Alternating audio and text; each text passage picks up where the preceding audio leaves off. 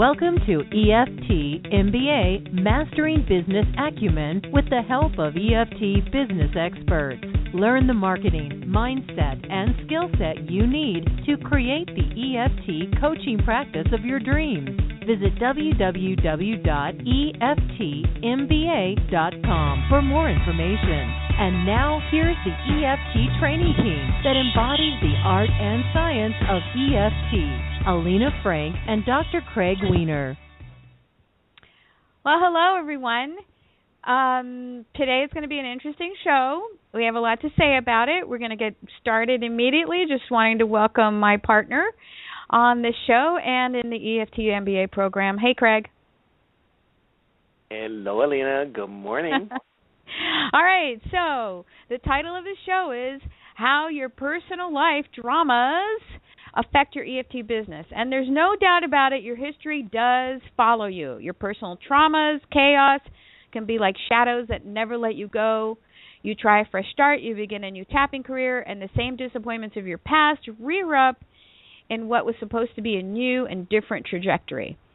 It's not only the disappointments of your past that rear its ugly head, but new and different variations that appear as new dramas, all taking your attention away from your EFT practice. So what is an EFT coach to do? We're here to tell you.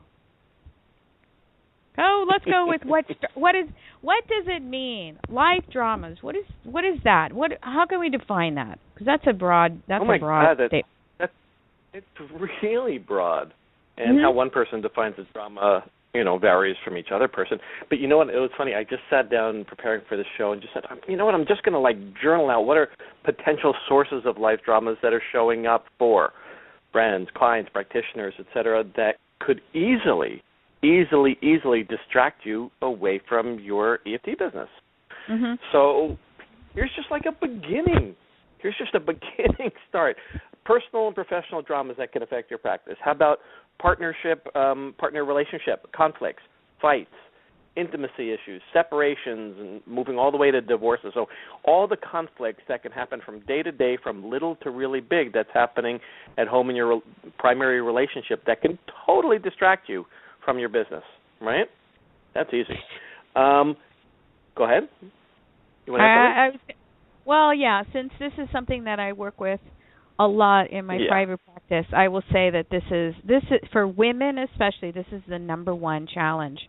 And sometimes it shows up as work-life balance, trying to fit it all in. Let's say you have a family, you have children, you've been the primary caregiver of those children, and now all of a sudden you want to launch your EFT practice. That could be a source of a lot of conflict. Absolutely, and totally take all your time, attention, focus, emotional resources, and then all of a sudden you start noticing, God, my practice just started slipping. I start having cancellations. I'm not having the number of new clients, and all of a sudden now I'm under, here's the next one, financial stress. Yep. So my relationship conflicts have now taken my attention away from my business, which has now created financial stress, which is now taking my attention and causing even more stress, which is now straining my business even further. So all kinds of financial stresses. Health stresses and health challenges. Maybe they're ongoing ones that you've had for years but that are flared up, or maybe a newly diagnosed condition. Oh, my God, world can turn upside down with a serious illness, but even ones that aren't, quote-unquote, life-threatening or a serious illness can still pain. A pain in your neck, a pain in your back, a pain in your wrist, almost any kind of physical ailment or stressor can totally distract you from your practice. Yeah. Right? Because we know that, creating and working and expanding your practice takes energy and time and focus, and any one of these things can absolutely sabotage and take away your focus from your practice. Stresses and challenges at home. Children, oh my God, children can be a total distracting source from your practice. Behavioral problems, school-related problems. If they're turning into teenagers, you're now starting to deal with school problems, substance issues, friends and peer pressure, body image, emerging sexuality. All of these things can turn a person's home life inside out. right, and require a tremendous amount of attention, sometimes counseling, sometimes just everything else becomes secondary to that immediate concern of well-being for your family and children. Yeah? Yep, for sure. Yep, absolutely. What about, especially, I was just thinking around the holidays, family estrangements, problems with, siblings and parents and people that don't get along, and just a huge amount of stress, probably starting with October, just thinking about November and December gatherings for many people for 2 to 3 months can really distract their time, energy, and attention around family gatherings. For sure. Conflicts with regard to your practice, loss of vision or loss of results in your practice, or conflict that happened with a client. If there was anything that actually became challenging or potentially threatening or potentially legal, any kind of legal issue as far as a discordance with a client or discordance with perhaps a business partner that has the potential of legal implications, oh my God, that can set you back attention-wise for year, 2, 3. So, all of these things can set the best of us back. Yep. Right? And that's just really important because if it really takes our attention away from our practice thriving, then the financial stresses can ensue. So the thing that I want to look at all the ones – go ahead. No, what I was going to say is that, it's interesting. We had Craig and I just came from a coffee meeting with someone that's helping me with my book, and we started talking about how they notice with other people and with their partner that one of the things that is a sign that they are healing their past traumas and dramas is more social engagement. And it's what some of the neuroscience out on trauma is showing is that you have limited social engagement. In fact, you might suspect that other people drain you. You might have the feeling that you're an introvert. All of these things may indeed be pointing to the fact that there is trauma that needs to be released, and when that and just think of all of the things that you need in terms of high quality social engagement in order to have a thriving EFT practice. Like going out, going out off of your computer and getting out and meeting people, referral networks inbound, referral networks outbound, having talks, calling people on the phone that might have a joint venture possibility or a wonderful affiliation for you. You prevent yourself from doing all of that because of these things that are happening. Well, it's great when you mention the social engagement system. What we want to look at, and this is actually a topic really important and key to the work of Stephen Porges, and who's a developer of the polyvagal theory. And this is the kind of work that actually, I'll just mention, that we go into a lot more depth with in the Tapping Out of Trauma webinar course that we do.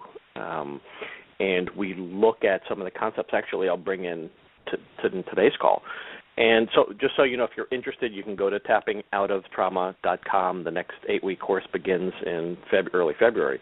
And what we look at is how do we bring neuroregulation back into our bodies and nervous systems so that the result of that is that we're able to use social engagement. And I want to actually just kind of modify that. In other words, how we are interacting with others in a balanced way that we can stay whole and integrated and not triggered, because it's actually in relationship with others that we typically often get triggered. So it's a really good system as we're able to come out and deal with others and interact with others and develop nurturing ways to do that, that we become re-regulated. That's really a good sign that we're doing well. So when we look at, people use the word trauma drama, and I don't like that, but what I was going to say is that many of the dramas get big enough that they are small t traumas, and sometimes even big T traumas. So even in just the list I just went over at the beginning here, I think it's pretty easy to understand how when we talk about trauma, we talk about a sense of hopelessness and we talk about almost a feeling of life-threatening, like my survival is threatened, we can see that, for example, in perhaps bankruptcy or a lawsuit or a divorce or a child all of a sudden perhaps getting in trouble with the law, that or a tough diagnosis. Many of these things can be big T traumas. But also there's another category of the little T traumas that add up and they accumulate.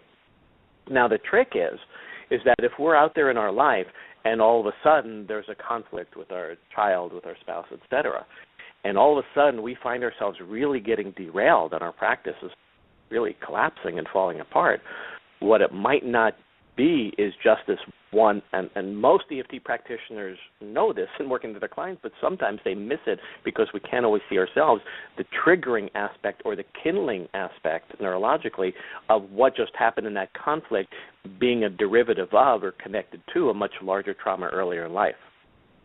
So right. When we start to look at these little daily things that really cause our practices to diminish, to fall apart in a sense, hopefully it's a sign that we're catching it before that happens. But, it happens to all of us. We're all vulnerable to not seeing what we don't see.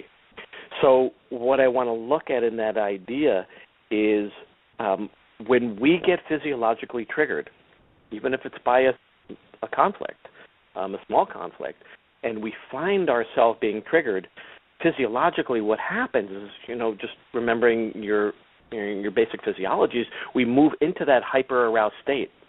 And when we move into that hyper-aroused state physiologically, we lose blood flow, we lose the capacity in our frontal cortex to think creatively, to use that executive control center to stop that and move over here and re-put our attention in a healthy direction. And that hyper-arousal response causes us to then make further bad choices, which can then accelerate exactly a problem that was happening that was small, and it gets kindled from not just a small little burning embers now, but now becomes a big blaze, and now totally takes our attention away. The trick is, how do we recognize that so that we can take the action? What are different ways that you know that you are in a state that's being totally distracted by having been triggered? And I came up with 3 ways. And, of course, there are more, but these are the 3 I came up with. What are ways that when you don't know that you've just been sucked into that vortex of stress, okay, and you've been possibly triggered by something and gone into a hyper-aroused state that you don't even know that you're in? And one way is that you find yourself using distraction methods to avoid the pain, the stress, et cetera. So all of a sudden you're succumbing to the food cravings. You are starting to succumb to things like overwatching television, playing video games. So you're being lost and you're being pulled into something that distracts you from feeling what's going on, and it just gets prolonged. So that distraction. Craig, I'm glad that you put that as number 1, because I see that with the EFT coaches that I have in my practice as clients all the time. That I give them an assignment. I give them an assignment to do something that's going to move their business further along, and there's procrastination. It doesn't happen, and all of that is useful information to us to know that they are being activated. If you know you're working towards a goal of, let's say, increasing your business by 30%, and you even know what you're supposed to be doing, and you find that you're not. You're spending way too much time on Facebook. You're surfing the web. You're doing things that you know are not moving your business forward. Just note that quite possibly is because of some of these traumas that you've suffered that are just preventing you from moving forward. It is. All of these ways of distracting yourself just point to the need to really, really look inward and do more work, continuous work with other people. Okay, good. So that's distraction, where things basically it's an avoidance technique. What another one is, especially if you're caught up in a drama, and we'll call it overindulgence.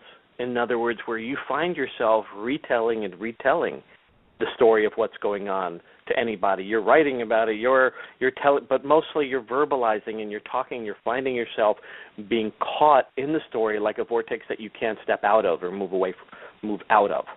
So it's that. Do you see that sometimes where people just get caught in the drama and can't seem to extricate themselves? Yep. So, Alina, that was a question to you. How do you experience practitioner? The focus really here is on practitioners that have gotten caught up in the drama. They have been caught up in the drama, meaning they're constantly retelling their drama. Right, and they can't seem to break away from it. Yeah, that doesn't happen when they go to see a practitioner, a business coach, right. Someone that integrates EFT into their business, because we don't know, we as good practitioners know that we need to stop that and to tap on it. So that doesn't really, I don't see that happening so much. I see that happening with people that don't do the work. And again, right. I'm just pointing out the benefit of having someone else work with you on these things, because it is beyond your conscious awareness that you're even doing this, or if you're doing it, you don't know why you're doing it. And so to have someone else, business coaches, to help you guide through this, swap partners that help you through this, taking the Tapping Out of Trauma course certainly opens your eyes to all the various ways that you do this on a regular basis. And I think that was perfectly said, is we don't tend to be working with the people that keep retelling the drama without really getting out of it, because one of the ways and one of the resources that we're going to talk about is reaching out to an EFT coach and another EFT coach. And you know what? It's when we are EFT practitioners, how long does it take you to find a tapping buddy or a tapping resource once something has begun to be a problem? That's a good window for you to look at. Like, once something comes up, how soon do you start tapping on it yourself, and then how long does it last before you actually reach out to another? How big is that time lag? Yeah, that is a good question.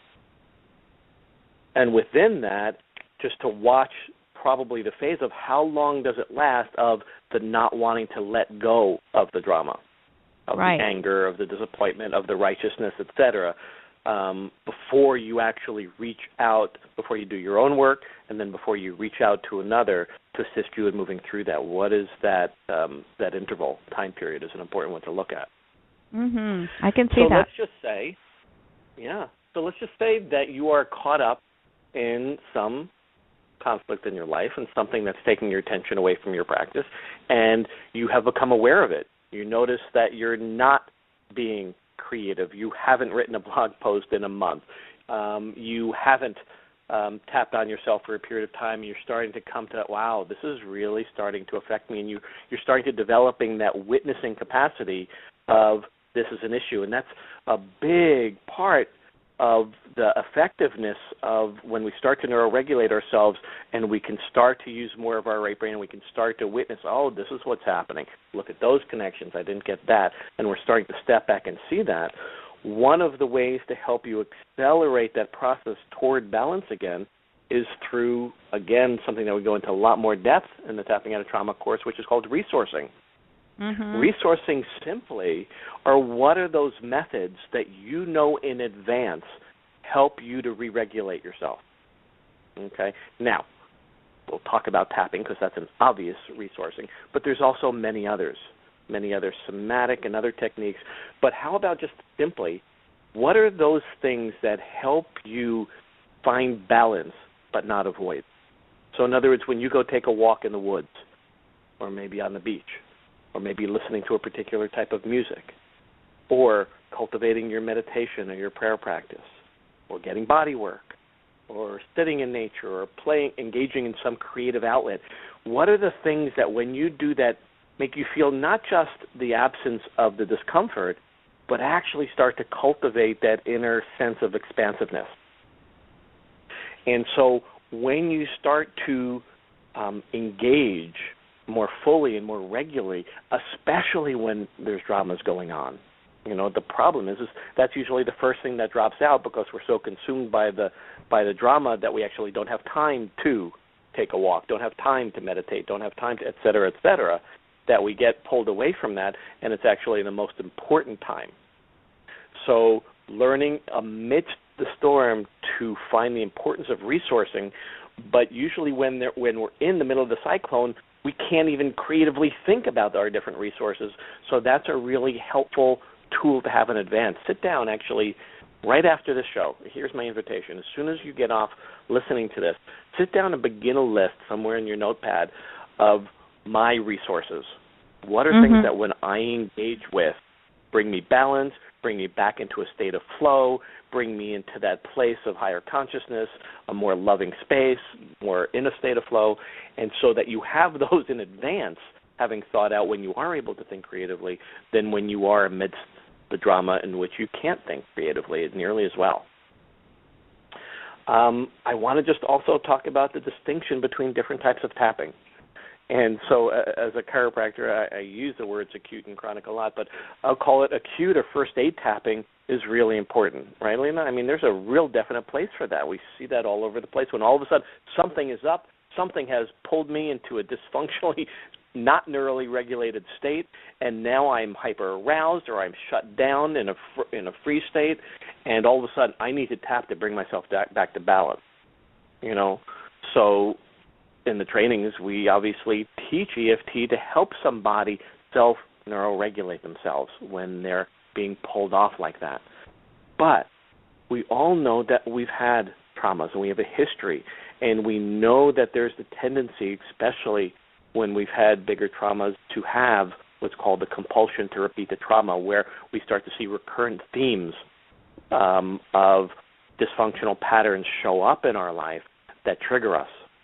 So what are some ways, Alina, that you'd recommend for what I would call preventative tapping? In other words, stuff's not up for me right now, so I don't have to tap, right? Yeah, right. So I will say that preventative tapping means really getting down to the personal peace procedure. I know we've had a show just on that, and so we'll refer you back to that show.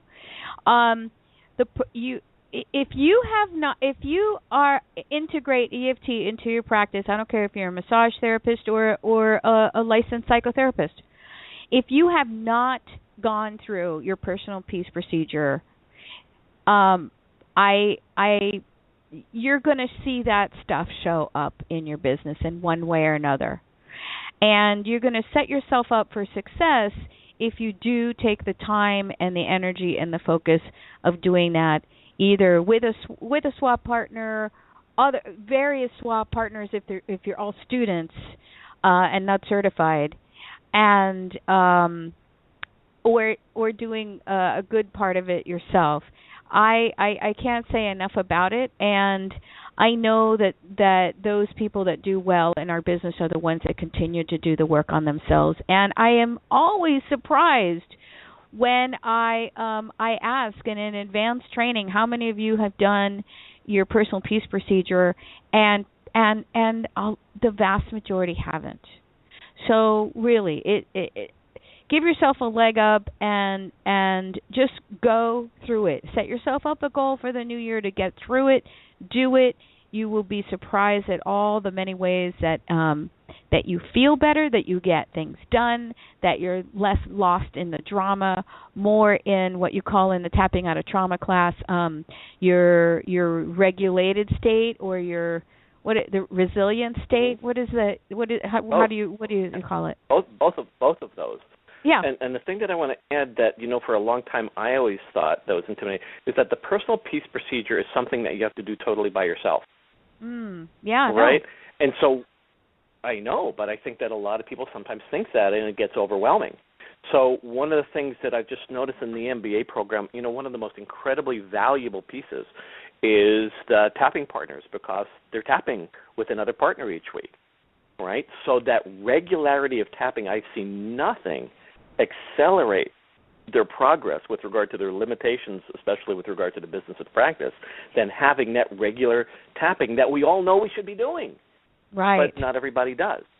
Right. And so that when working with finding tapping one or more tapping buddies, et cetera, however you want to do it, and literally working your peace procedure, and what would it be like to make a commitment in January, right, to have 1 year of tapping to, let's say, work through your personal peace procedure. Then 2015, I'm going to engage with somebody else to work through my personal peace procedure as as we call them in the MBA program, accountability partners, so that I've got some accountability to another person and vice versa, and literally finally do that personal peace procedure that I've been knowing I should do for a long time. Yeah, so there's another invitation for you. That's 2. Yep. So 3 invitations as we wind down today's show. Number 1, right when you get off the line, go ahead and make out a list of personal resources. Yep. Okay, so start number 1. Number 2, go ahead and check out the tappingoutoftrauma.com 8-week webinar course, which is really only for tapping practitioners, only on specifically deepening your understanding and depth and breadth of working with trauma and complementary techniques. And 3 is find yourself, and if you haven't done your personal peace procedure, prepare, as we are in December, for 2015 for some way that you are actually going to do that this year and make that commitment. So there's my 3 invitations for you. Fabulous. Okay. Yep. Anything you'd like to add? Yeah, great class. I'm glad we did this. This was something that had been on my mind for a long time because I see it all the time, and I think we know it because this is what we do in our businesses, but we don't apply it and hear it often enough for how this really benefits us in moving forward in our business. Okay. All right, everyone. All right. Well, we have one last show before the end of the year, and we look forward to having you on there. Places that you can find us. We have a very active Facebook groups. So if you are if you're an EFT coach and you're not connected to a professionals group, drop us an email or find us on Facebook and ask to be invited. We have some very active groups. One is specifically for mentees. The other one is for our EFT MBA program. The Tapping Out of Trauma has a secret Facebook group too that's active once you join that course. And we also have something called the EFT Coaches Alliance, which is a group that is worldwide of certified EFT coaches that help each other, and we also have a free newsletter that you can place your ads into if you are part of that group. And so email us or find us on Facebook and ask to be part of those groups, because we all need community, we all need support. Okay. Great. Thank you so much, Greg. Lots of juicy stuff for us to think about and put into action. And so until we meet again, remember to keep on tapping. Tapping. All right, you have been been day, listening to EFT MBA with Elena Frank and Dr. Craig Weiner. To get your free report on the 5 secrets to create a rockin' EFT practice and to learn more about the EFT MBA program, visit www.eftmba.com.